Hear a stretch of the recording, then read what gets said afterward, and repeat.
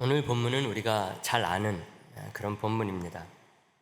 야곱과 관련해서 아주 유명한 말씀이죠.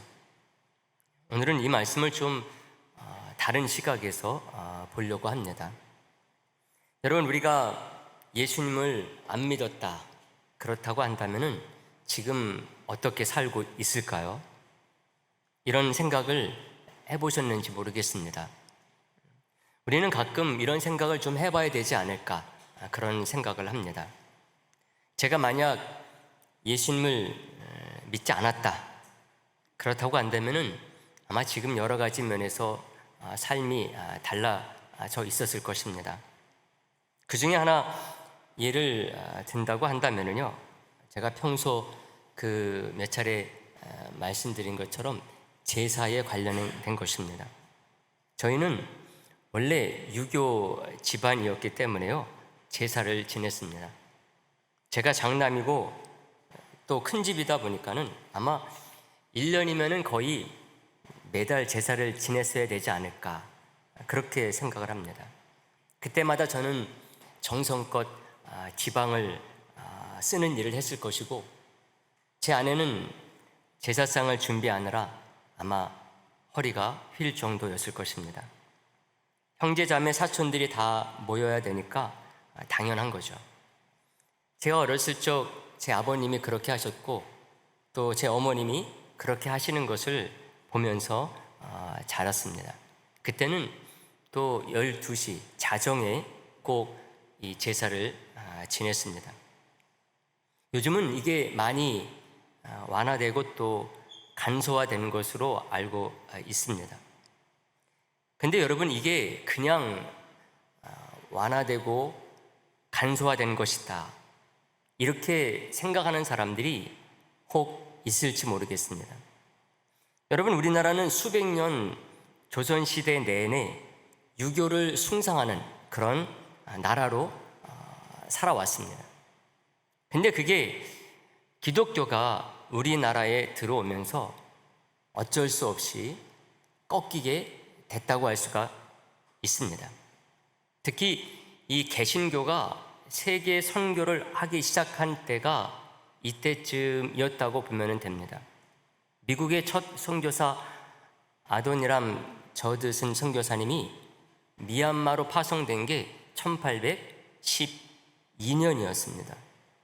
미국이 선교사를 파송한 첫 선교사였던 거죠. 그로부터 얼마 후에 우리나라에도 이제 복음이 전파되게 된 것입니다. 기독교, 특히 개신교가 들어오지 않았다, 그렇다고 한다면 과연 이 유교 사대주의가 그냥 약해지고 그냥 간소화되는 일이 생겼을까 하는 것입니다. 그것을 없애기 위해서 여러분, 얼마나 많은 그 조선시대 때에 반란도 있었고 역성혁명도 있었습니까? 특히 이 동학혁명 같은 경우는요, 정말 강력한 그 민란이었다고 할 수가 있어요. 그러나 실패했습니다. 사랑하는 성도 여러분, 일제가 물러가고 공산주의도 몰아내졌고 또 미군종도 물러갔지만은요, 조선시대 그리고 구한말과 달리 여전히 지금도 똑같이 있는 것이 있다고 한다면은 그것은 기독교 신앙입니다. 우리나라에서 그 많던 미신이 사라지고 여성 차별이 나아지고 양반, 쌍놈, 노비, 종문화가 사라지는 등 온갖 부조리와 폐습이 5,000년 역사 동안은 이어져 왔는데요, 그게 그냥 없어지고 때가 돼서 사라진 줄로 아는 사람이 있다고 한다면 잘못 생각하는 것이라고 할 수가 있습니다. 제가 말씀드리는 게 좀 비약이 있고 또 극단적이다, 이렇게 생각하실 수 있는 분들이 있을지 모르겠습니다. 요즘은 또 한쪽에서 그것을 또 많이 강조하고 그런 논리를 또 펴는 사람들이 또 있기 때문에 그렇습니다.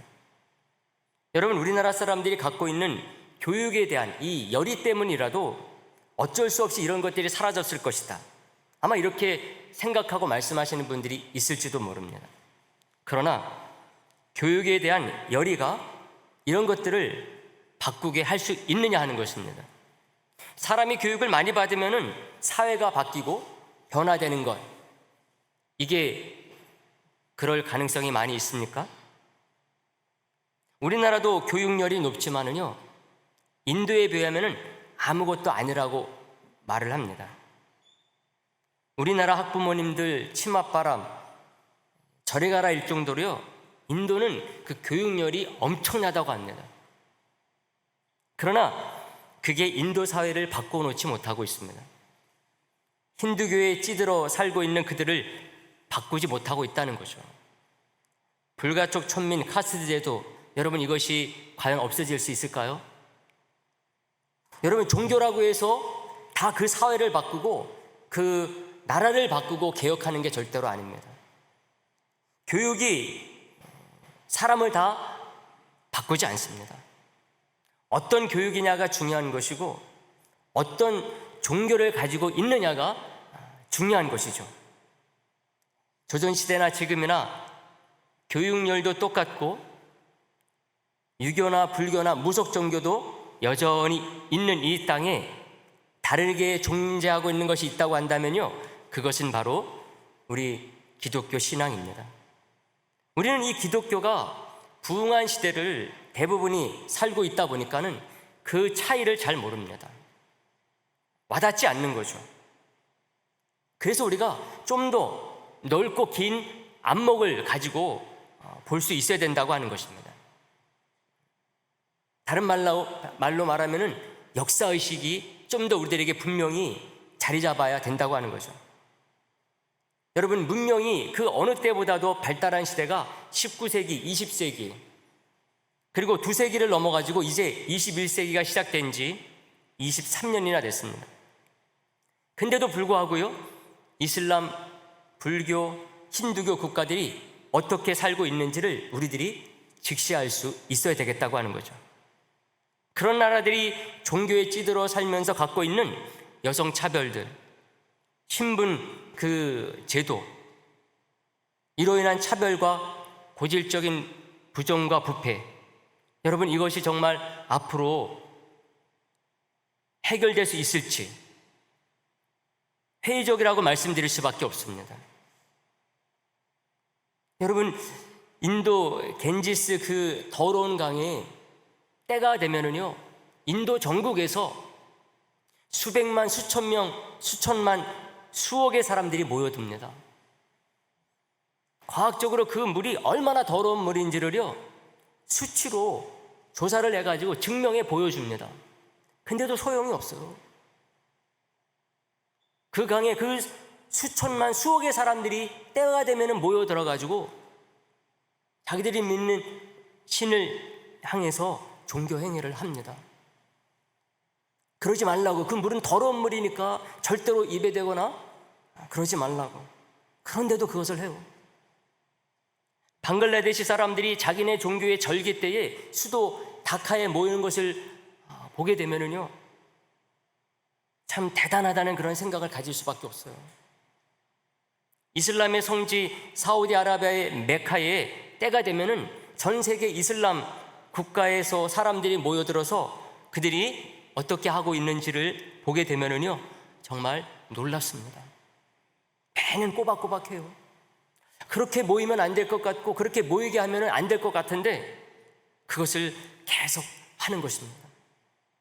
왕족들, 정치인들이 정말 제대로 된 정치를 하고 제대로 된 그 교육, 계명의 의식을 가지고 있다고 한다면은 그것을 바꾸고 바꾸려고 노력해야 될 것 같은데 그렇지 않아요.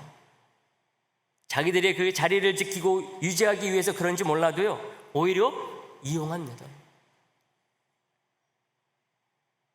여러분, 인간은 다른 동물과 달리요, 문명을 이루고 삽니다. 사자가 아무리 강해도 문명을 만들 수는 없어요. 원숭이가 똑똑해가지고 손을 사용하지 않습니까? 그렇지만 원숭이는 도시를 만들거나 학교를 만들고 놀이동산을 만들어 살지 않습니다. 근데 인간은 달라요. 근데 이런 문명도요, 한때 융성했다가 결국은 다 사라졌습니다. 역사상 등장했던 모든 세계 문명들은요, 다 사라졌어요. 이집트, 메소포타미아, 중국 황하, 인더스, 또 남아메리카의 그 마야, 잉카, 유족만 있고 유물들만 굴러다닙니다. 그런데 기독교는 유족과 유물을 남기지 않습니다. 왜요? 현재 진행형이기 때문에 그렇습니다. 아브라함은 갈대아 우르에서 살 때요, 당시 발달했었던 메소포타미아 문명, 이것을 보고 자기가 그 문명 속에서 살았던 사람입니다. 발달한 문명 속에 산다는 것이 이렇게 편리하고 좋은 것이구나. 아브라함이 그것을 메소포타미아 갈대아 우르에 살 때에 자기가 오랫동안 그 속에서 살면서 누린 사람이었어요. 근데 그는 하나님을 섬기는 사람이 된 이후로는요, 가나안에 와서 살면서 그런 문명을 남기는 일을 하지 않았어요. 그러나 그가 후손들에게 남기고 물려준 것은 그보다 더 강력했는데, 그게 바로 뭐냐? 기독교 신앙입니다. 하나님을 섬기는 믿음을 남긴 거죠. 아브라함만 그렇습니까? 모세도, 여호수아도, 다윗도 마찬가지예요.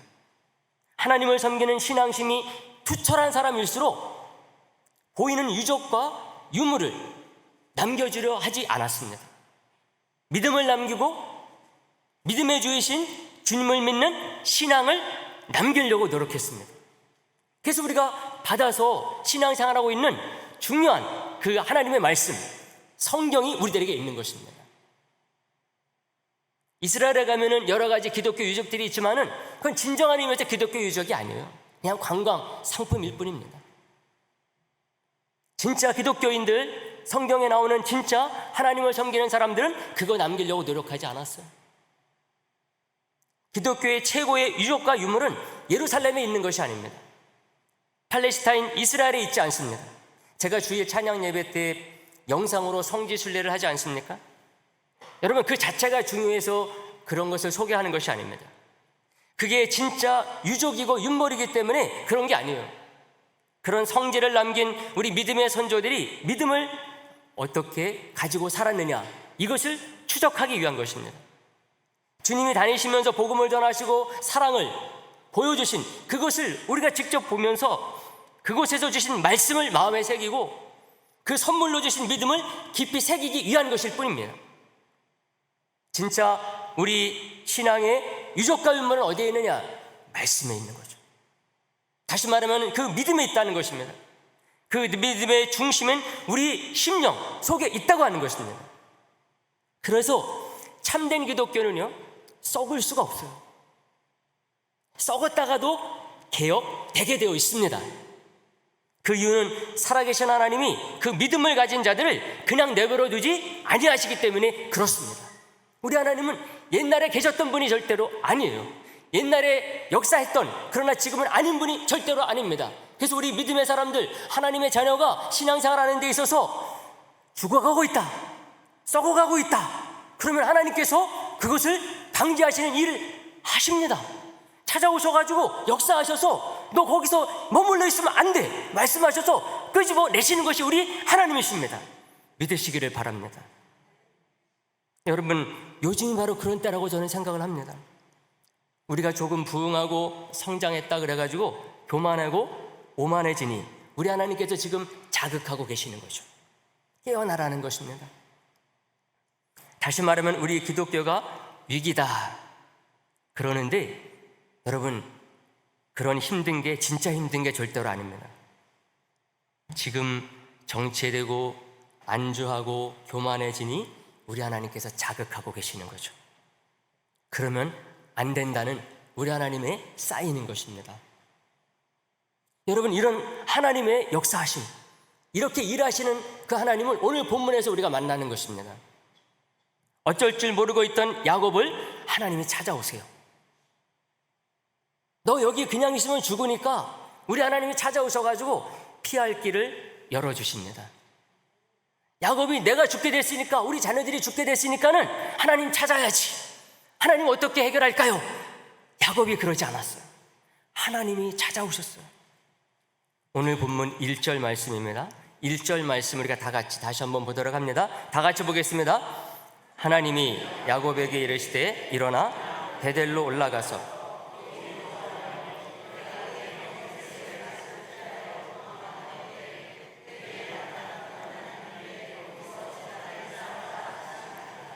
아멘. 세겜에 있어서 이 세겜 족속을 잘못 건드린 것입니다. 야곱의 가족이 몰살하게 생긴 거예요. 딸 디나가 겁탈당한 일로 이 시몬과 레위가 저지른 일 때문에 이런 일이 생겼습니다. 갑자기 이런 일이 발생하니까요, 방법이 없었어요. 그 일도 웬만한 일을 당해야지, 이게 정말 죽을 일을 당하게 되면은요, 아무 생각도 안 나는 거예요. 웬만해야 하나님 찾는 겁니다. 웬만해야 하나님께 기도해야 되지, 이런 생각 웬만해야 되는 것입니다. 정말 이 죽을 일 그 앞에서 그 생각 나는 게 아니거든요. 야곱이 이 위기를 딱 만나니까 화만 내고 있어요. 멸문의 위기가 닥쳐왔다 생각하니까는 아무 생각도 안 났나 봐요. 화만 내요. 우리가 읽지 않았지만은 34장 30절에 이렇게 되어 있어요. 야곱이 시몬과 레위에게 이르되 너희가 내게 화를 끼쳐 나로 하여금 이 땅의 주민 곧 가나안 족속과 브리스 족속에게 악취를 내게 하였도다. 나는 수가 적은즉 그들이 모여 나를 치고 나를 죽이리니 그러면 나와 내 집이 멸망하리라. 이게 죽게 생긴 것입니다. 꼼짝없이. 근데 이때 하나님이 찾아오신 거예요. 피할 길을 알려주셨어요. 베델로 올라가라는 것입니다. 베델로 올라가라. 왜 올라가라 표현했는가 하면은 지금 야곱과 그의 가족들이 있는 그 세겜은 이 베델보다 좀 낮은 곳이에요. 한 300~400m 낮은 곳입니다. 그래서 올라가라 라는 표현을 쓴 것입니다. 근데 거리는 가까운 거리가 아니에요. 한 50여 킬로 떨어져 있습니다. 근데 베델에 간다, 그렇다 할지라도요, 거기에 피할 수 있는 어떤 성이 있는 게 아니에요. 야곱과 그의 가족들을 지켜줄 어떤 군사가 기다리고 있는 게 아니에요. 다른 말로 말하면은 왜 하나님께서 이렇게 가라 하셨느냐? 하나님이 피할 성이 되어주시고 내가 군사가 되어주겠다고 하는 것입니다. 산성이 되어주셔서 지켜주시겠다고 하는 것입니다. 그냥 있으면 망할 길이고 방향을 바꾸지 않으면 죽는 길을 가고 있을 때 하나님께서 역사하신 것이죠. 여러분, 하나님이 만약에 모세를 보내지 않았다 그렇다고 한다면요, 이스라엘이 애굽에서 나올 수 있었을까요? 나오려고 생각했을까요? 아마 그들은 그 땅을 벗어나지 못했을 것입니다. 애굽의 바로왕이 그들을 놔줄 리가 없죠. 얼마나 유용합니까? 얼마나 좋은 노동력입니까? 시키는 대로 다 하는데. 그런 자들을 누가 놔줍니까, 여러분? 바로왕이 힘이 없다면 몰라요. 근데 그는 강력한 군주였습니다. 놔줄 리가 없는 거예요. 혹 이스라엘 사람들 가운데서 몇몇 사람들이 그런 의식을 가지고 있을 수도 있어요. 우리는 여기서 나가야 돼. 근데 그렇다고 해가지고 그 바로의 강력한 소나기의 힘을 이겨낼 수 있었느냐 하는 것입니다. 근데 누가 하니까 다릅니까? 하나님이 하니까 달라요. 하나님이 모세를 찾아서 그들에게 보내신 것입니다. 그들이 모세를 찾아가지고 당신이 우리의 지도자가 돼서 우리를 애굽에서 가나안으로 인도해 주십시오. 이스라엘이 그런 게 아니라는 거예요. 진짜 그래야 될 사람들은 누구입니까? 거기서 노예 생활하고는 이스라엘 백성들이 그렇게 해야 되잖아요. 근데 이스라엘 백성들이 그런 게 아닙니다. 그들은 그냥 울부짖을 뿐이었어요. 방법이 없었어요. 애굽의 바로왕이 너무나 강력했기 때문에 그대로 놔두면 그냥 거기에서 그렇게 울부짖다 끝나는 인생이 됐을 것입니다. 근데 하나님은 자기의 백성, 자기의 자녀들을 애굽 같은 데서 언제까지나 버려두지 않으시는 하나님이십니다. 목적한 것이 끝나면은 다음 단계로 가신 인물이 우리 하나님이세요. 인간은 그 다음 단계를 알지 못하죠. 여기가 최종의 단계인 줄 알고 사는 것입니다. 또 보통 대부분의 사람들은 그대로 있고 싶어 하는 거예요. 오늘 본문의 야곱 같은 경우입니다. 하나님의 음성을 듣게 되니 그제서야 야곱이 지금까지 자기가 어떻게 살아왔는지를 볼 수 있게 됐어요. 2절 말씀해 보세요. 2절에 이렇게 되어 있어요. 야곱이 이에 자기 집안 사람과 자기와 함께한 모든 자에게 이르되 너희 중에 있는 이방 신상들을 버리고 자신을 정결하게 하고 너희들의 의복을 바꾸어 입으라, 이렇게 말해요. 분명히 하나님을 섬기는 사람이었습니다. 야곱이요. 20년 동안 자녀들을 낳고 키웠어요. 아마 이때는 그 손자 손녀도 있었을 것입니다. 지금까지 어떻게 키웠길래 이 자녀들이 20년 동안 있었던 그것을 떠날 때의 모습을 보니까 그들에게 이방 신상이 그대로 있었어요. 정결하지 못한 게 있었어요. 너희들의 의복이 뭡니까? 그 이방의 문화를 얘기하는 것 아니겠습니까? 그 속에서 살고 그것을 즐기면서 살아왔다는 것입니다.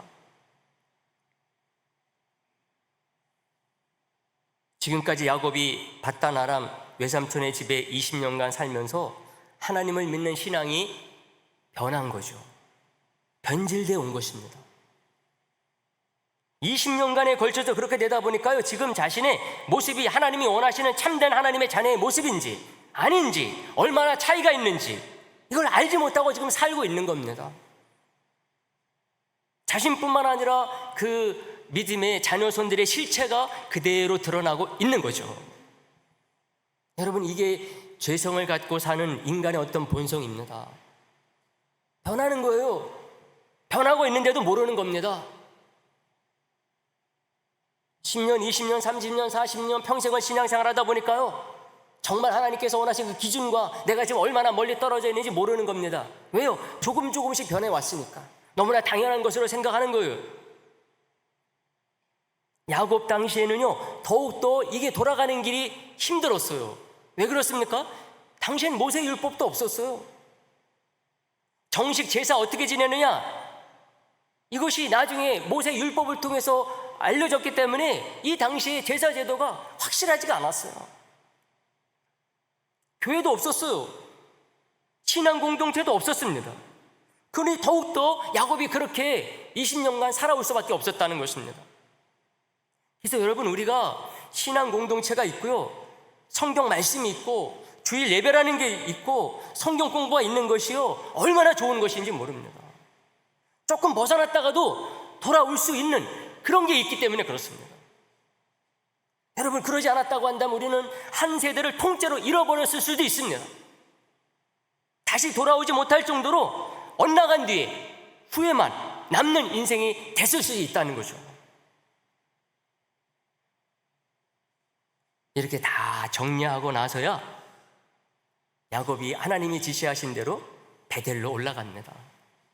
3절 말씀 다 같이 보겠습니다. 3절 말씀 다 같이 봅니다. 우리가 일어나 베델로 올라가자. 내 환난 날에 내게 응답하시며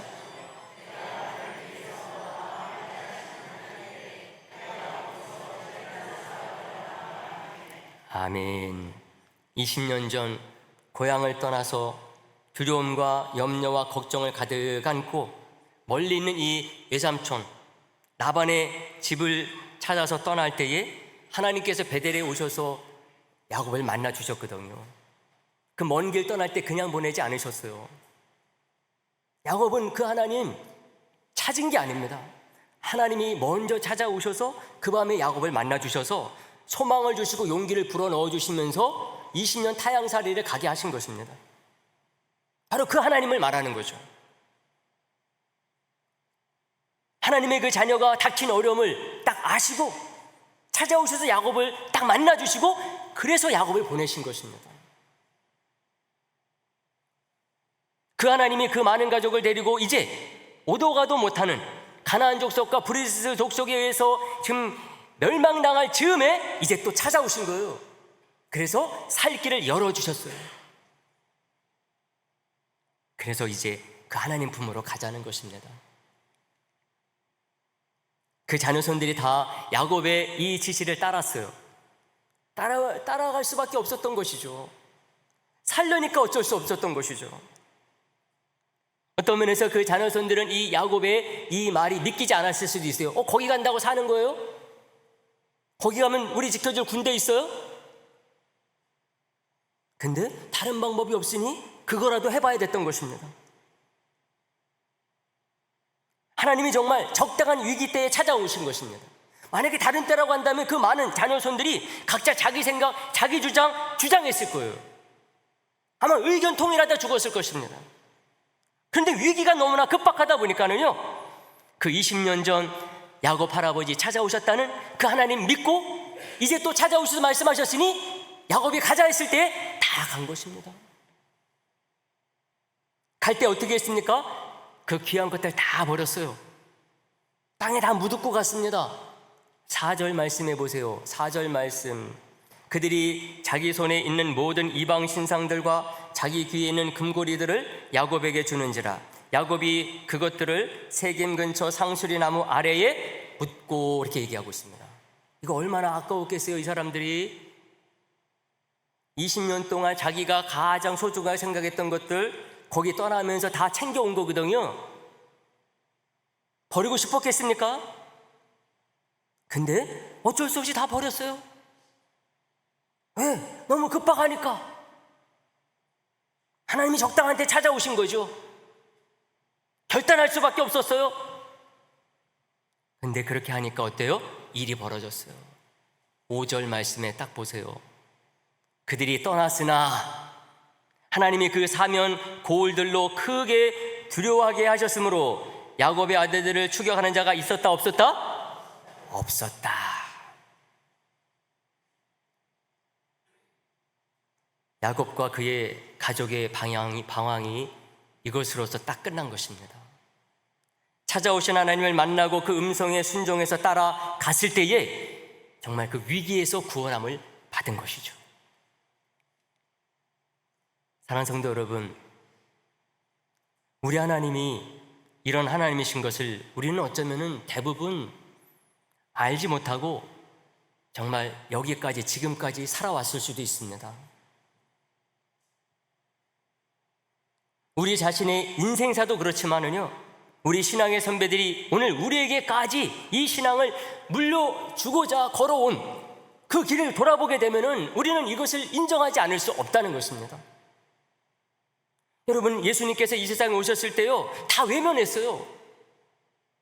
지금 생각하면 그 사람들이 왜 이렇게 예수님을 미워하고 외면을 했지? 이상할 정도거든요. 근데 다 외면을 했어요. 근데 예수님의 제자들, 그리고 초대교회 몇 사람, 그 사람들은 그 나사렛 예수를 그리스도로 믿었어요. 왜 나사렛 예수라고 그럽니까? 나사렛에서 산 사람들 별걸 아니야. 그 촌 사람들이야. 그거 예수도 나사렛 사람이니까 별 볼일 없는 사람이야. 그래서 나사렛 예수를 강조하는 거거든요. 근데 몇 사람이 그 예수님을 믿었다는 것입니다. 그를 따르는 제자들이 됐어요. 그 믿음과 그 제자됨은요, 그들 자신에게도 그 이전의 운명과 팔자를 끝내고 새롭게 시작하는 계기가 됐지만은 더 중요한 것은 2000년 인류의 역사도요, 완전히 달라지게 하는 계기를 만들어낸 것입니다. 그래서 인류의 역사는 2000년 전 예수님께서 오시기 전과 이후로 나누는 이유가 여기에 있는 것입니다. 기독교 저술가이면서 기독교 변증가인 G.K. 체스터턴이 영원한 사람이라는 책에서 이런 말을 남겼어요.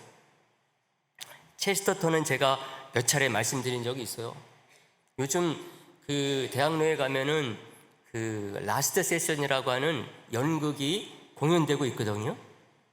그 내용이 뭔가 하면은 그 무신론자 프로이트와 기독교 이 변증가 프로이트와의 그 루이스의 논쟁을 연극으로 만든 거예요.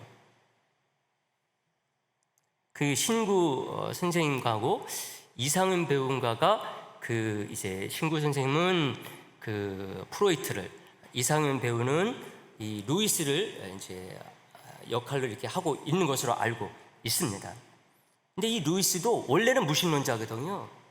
프로이트는 뭐 무신론의 그 대가라고 할 수가 있고, C.S. 루이스도 원래 무신론자였어요. 근데 이 루이스가 유신론자, 기독교인이 된 것이 누구 때문인가 하면은 체스터턴 때문에 그렇다고 하는 것입니다. 체스터턴의 책을 읽게 되면은 이건 무신론자는 위험에 처한다. 왜? 유신론자, 기독교인이 될 가능성이 많기 때문에. 바로 이 체스터턴이 이런 말을 남겼습니다. 2000년 전 예수님에 의해서 기독교가 시작되지 않았고 교회가 시작되지 않았다고 한다면은 오늘날 서양은 동양과 같았을 것이다. 이렇게 딱 말했어요. 왜냐? 예수님 이전에 그리스 로마에 오늘날 우리 그 동양에 있는 그 종교 현상들이 다 있었기 때문이라는 것입니다. 우리가 부처의 가르침을 불교라고 부르듯이 피타고라스 교가 있었을 것입니다. 이렇게 얘기했어요. 이 피타고라스는 보통 수학자라고 알고 있는데 원래는 신비 종교가입니다. 특히 환생을 가르쳤어요. 그러니 아마 예수님께서 오셔서 그 오늘날의 기독교를 시작하지 않으셨다고 한다면은 그 예수님 이전에 있었던 이 피타고라스 교가 계속됐을 것이라고 하는 것입니다. 서양에서. 또 이런 말도 했습니다.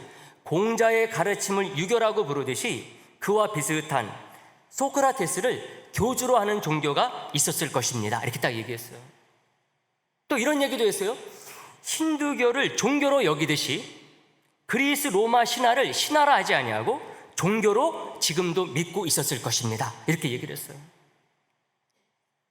이게 1920년대 체스터턴이 한 말입니다. 실제로 그렇거든요.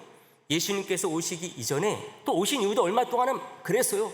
그리스 로마 그 신화를 신화로 생각하지 않고 종교로 생각하고 믿었던 것입니다.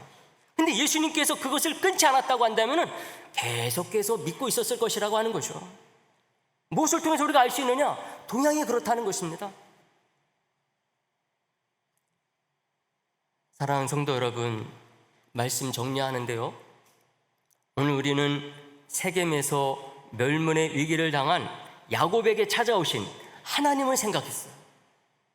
베델로 올라가라 찾아오셔가지고 말씀하신 이 사건이 왜 오늘 우리에게 중요한 의미를 주는지를 생각한 것입니다. 이것을 통해서 우리나라가 동양 끝에 살면서도 어떻게 그 많은 동양의 나라들, 세계는 뭐 크게 서양과 동양으로 나눌 수 있다는 거죠. 우리나라도 그런 의미에서 동양에 속하는 거죠.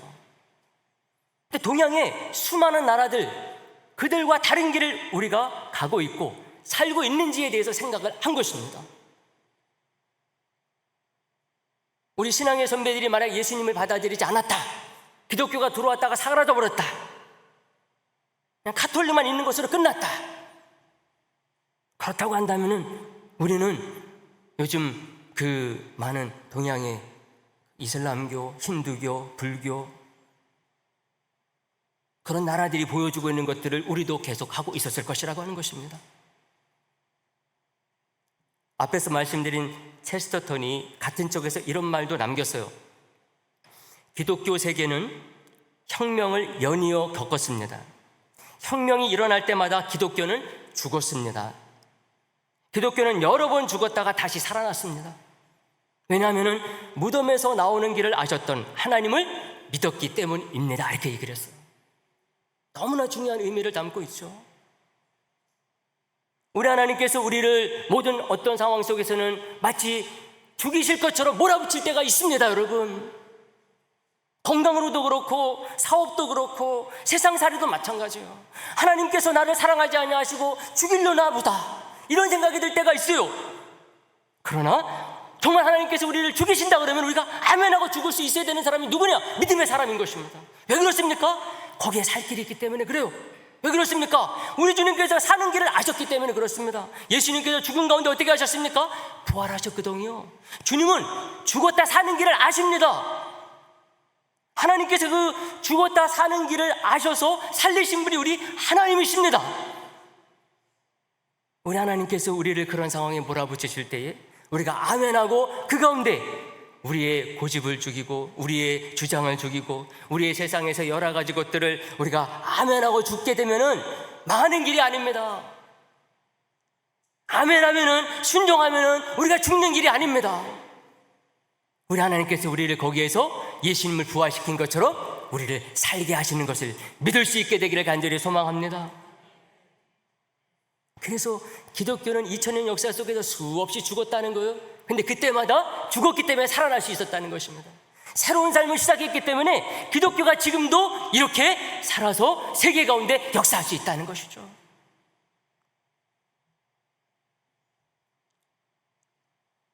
한 알의 밀알이 죽어야 싹이 나고 결실을 하듯이요, 우리가 정말 한 알의 밀알이 되어야 될 때가 있다, 그렇다고 한다면 바로 지금입니다.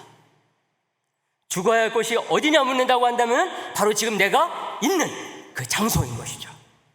저와 여러분들이 주님의 이름으로 살고 있는 가정이요, 직장이요, 이 사회요, 이 나라와 민족이요, 이 세계라고 할 수가 있습니다.